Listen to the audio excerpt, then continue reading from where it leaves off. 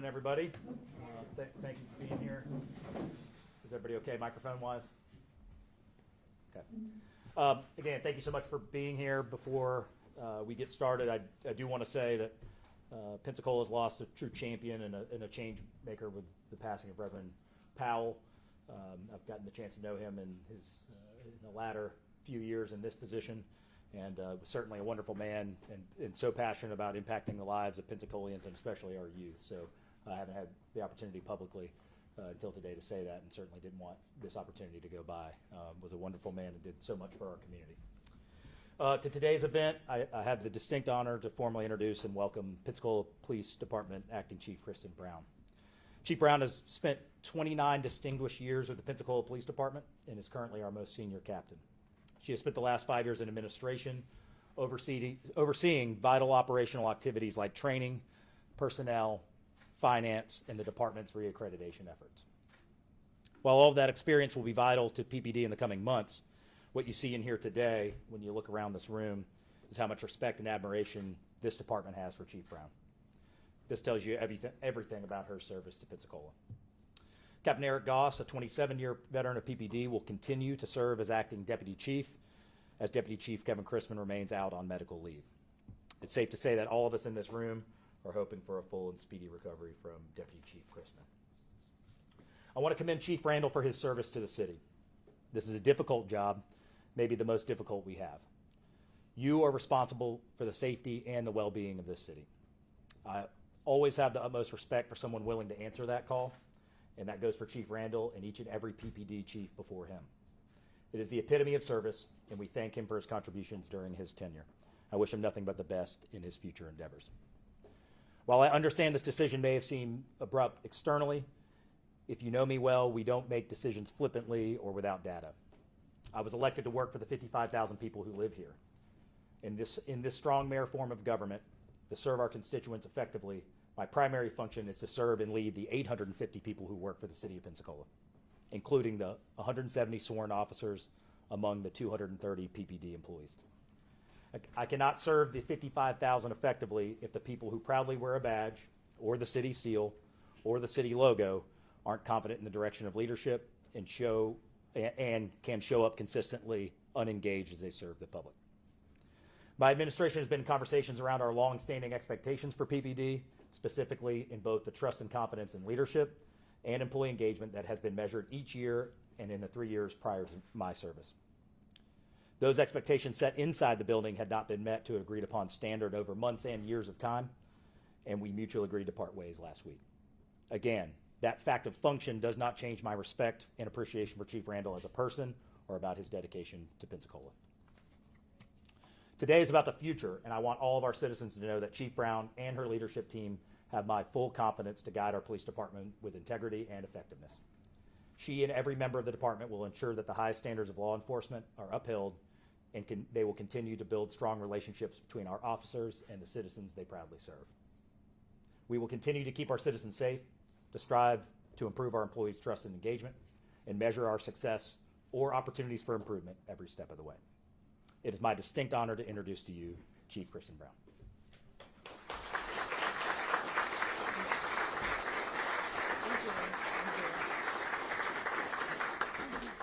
Good morning. Thank you for being here, members of the press, my brothers and sisters. Mayor Reeves, thank you. Thank you for your confidence in my ability and giving me the opportunity to serve the city on my way out like this. Thank you. My name is Kristen Brown, and I have worked for the city at the Pensacola Police Department for over 29 years. And this is an unbelievable, unexpected honor that I get to hold this position and see my co-workers, brothers and sisters, and other members of the department and the city grow with us as we go through this transition. So, as you can imagine, there was a ton of emotions that I was feeling and going through, and from excitement to unbelievable nervousness to happy. And then the one that was really in the background of it all was the confidence. And this police department the city of Pensacola has unknowingly maybe trained me to do this job. They've had confidence in me. They have given me the education. They have given me the training to move forward and work with my brothers and sisters on moving this department forward. Immediately, I knew when Mayor Reeves explained the position to me, I would have two responsibilities. And really that's it in a nutshell, two responsibilities. The first one is to you, Pensacola. I have a responsibility to keep you safe and to keep you happy in your communities and to move your community services forward.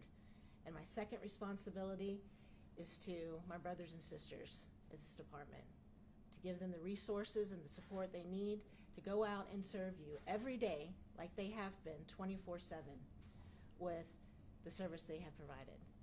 When I open that umbrella and I see the city on one side or my community on one side and my brothers and sisters on the other, it's a big umbrella. And now I'm under it and I'm holding it in this position, and I'm ready to weather the storms that will come with it and then go through the great days that will come with it. I will be very proud of my brothers and sisters.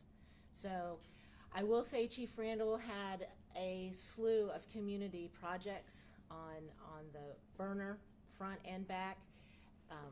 The command staff is aware of these. We are very supportive of them. They will continue. It might take me a few days to catch up and make contacts to who I need to in the community to make sure they know that these efforts will continue. And I also want to really, when I hit the communities like that, really want to bring in my brothers and sisters that work the streets 24/7. They're the police that you see, not what you see up here. They're the police that you see. And they're the ones that really need your support and your confidence in. You are used to a certain stellar form of police service. That is not going to stop. I only hope that it's going to increase. So with that, those are the two responsibilities I'm focusing on. That umbrella is big. I'm under it. I'm going through it. And we're going to come out and we're going to be ready for it all. I thank you for your time today. I thank my brothers and sisters for being here.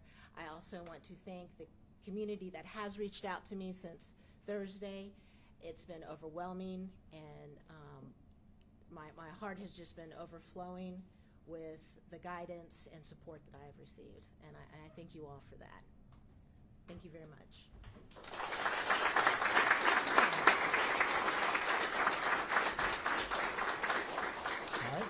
All right. Happy to take any media questions we've got.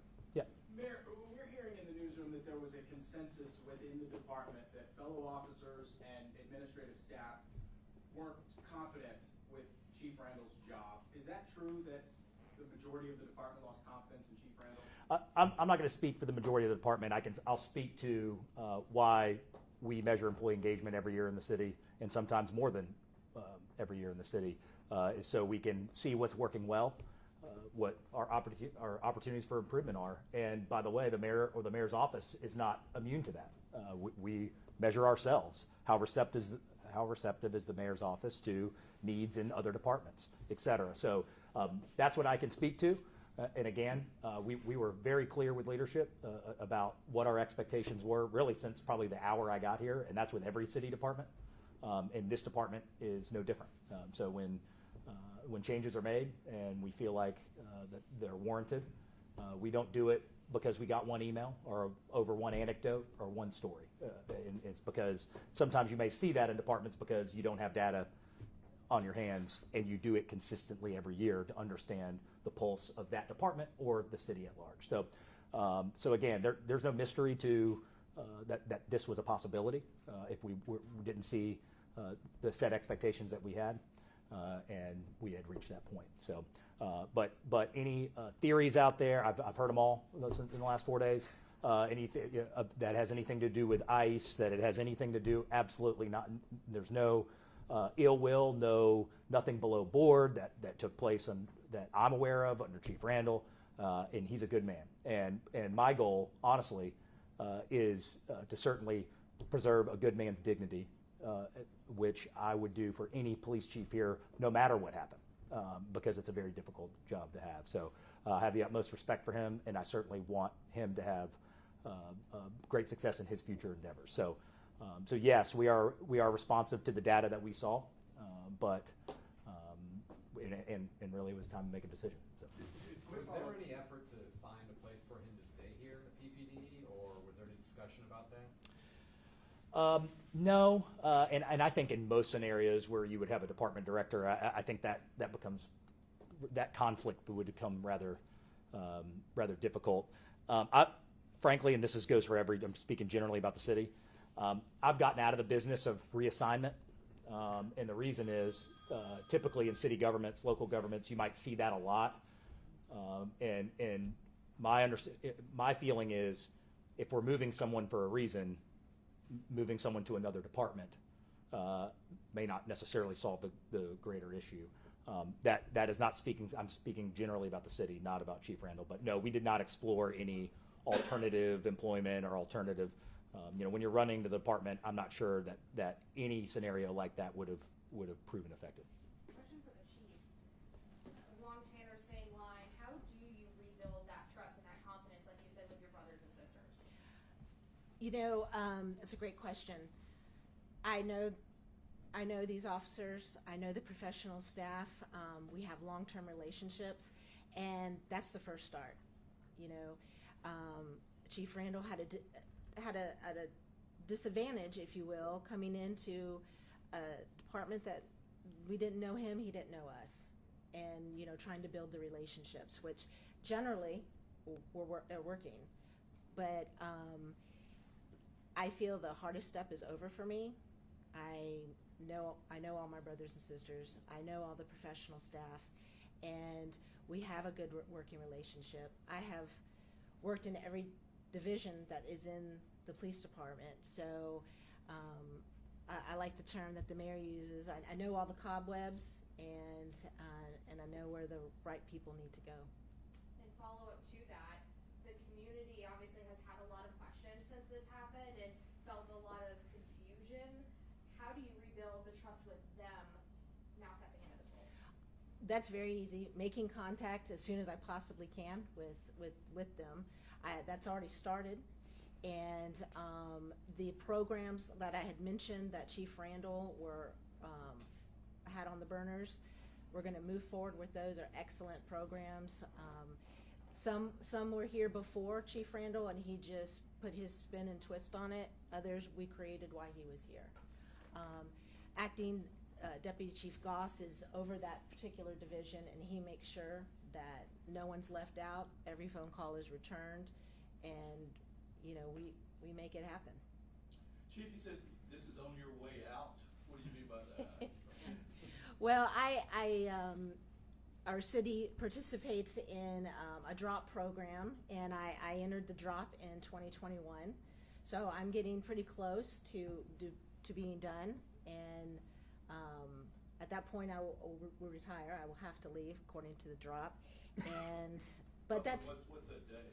That day is January 10th, 2027.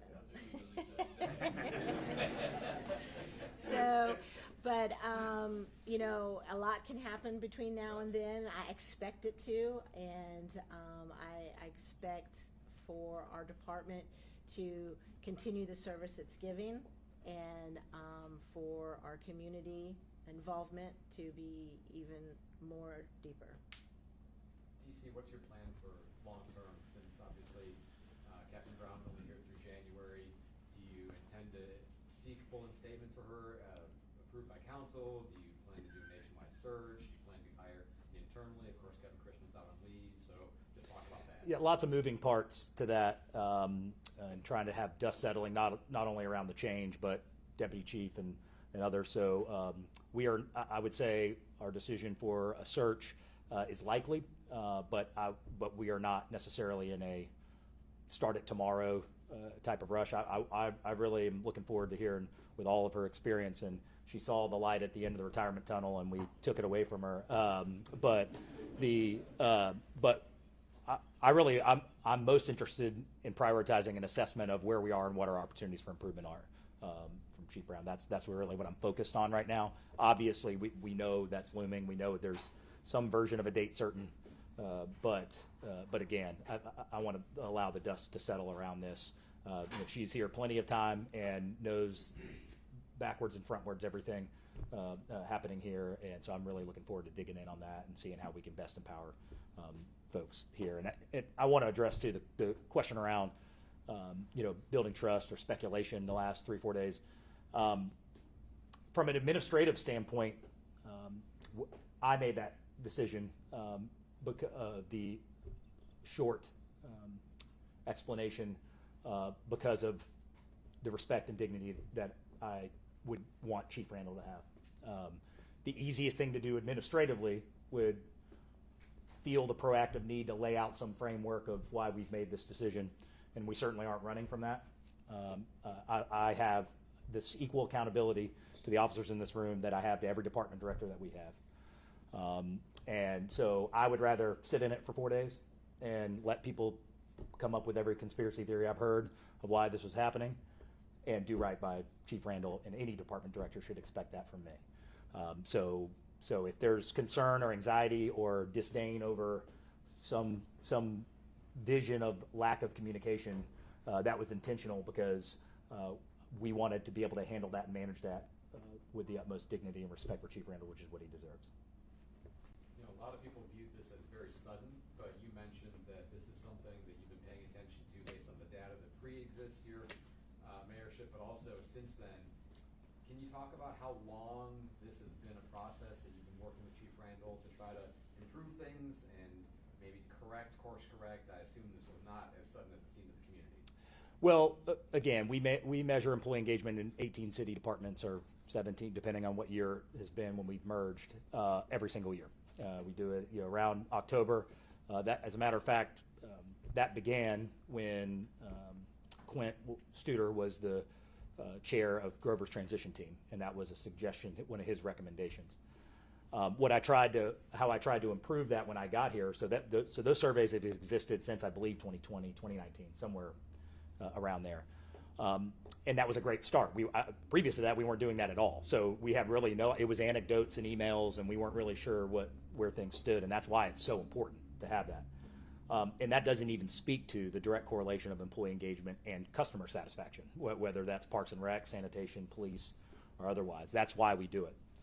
How we accentuated it was really in two fronts when I got here. Number one, the response rate wasn't high enough. It was about 71% when I got here. It's been 89 or higher since I've been here, because I've set a very clear expectation with every department director that if we can't get our employees to fill it out, then we may not have use for you. And that's how important it was to me. And then what I owed the 850 employees is that they would see the results come back to them, and that they should have a set expectation that we're going to listen and do something about it. And that was, I think, missing in that well-intended first iteration was people were taking a survey and you may never hear about it again. And it was mentioned before, Chief Brown had mentioned it about certainly, I absolutely understand and sympathize with any situation where somebody would come in externally and have to build trust in any type of department.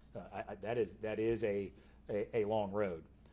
I will say, as we made clear with Chief Randall, that we provided accommodation for that in terms of how quick we would normally react to employee engagement numbers versus how quickly we reacted.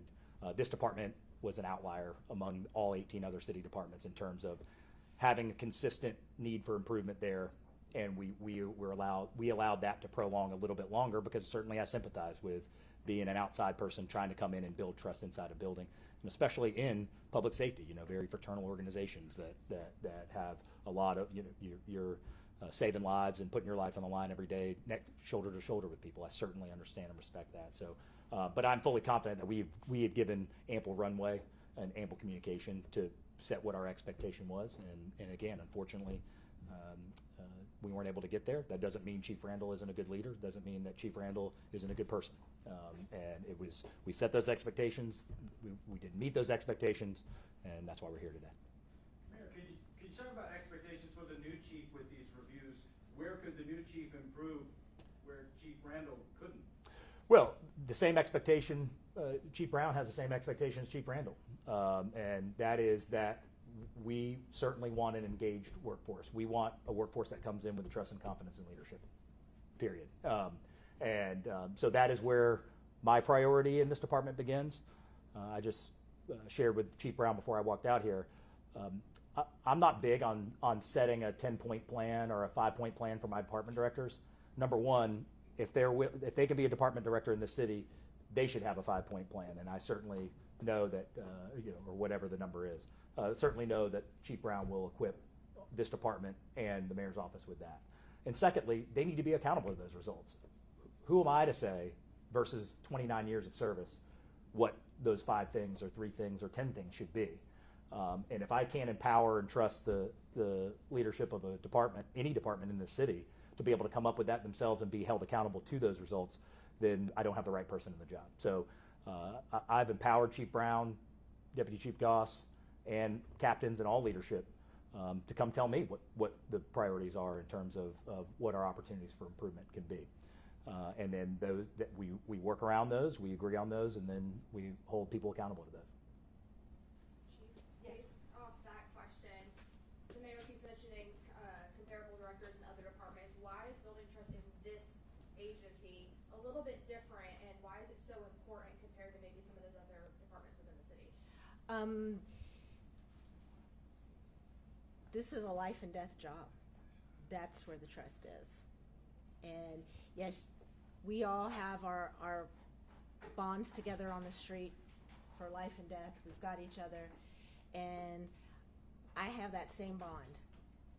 And this is a life and death job. They make life and death decisions. They make decisions that aren't always favorable to who the decision making is being done to. And I have to be able to support it, research it, support it even more, and support it to the mayor. And that is my accountability. Anything else? All right. I know for other matters, if anybody needs to handle any of those other matters, I'll be sticking around. We'll find a corner in here. Again, thank you to leadership, to Chief Brown, to everybody here, not for just being here today, but for everything that you do to keep the city safe and keep the city moving forward. So thank you all for your time, and thanks for being here.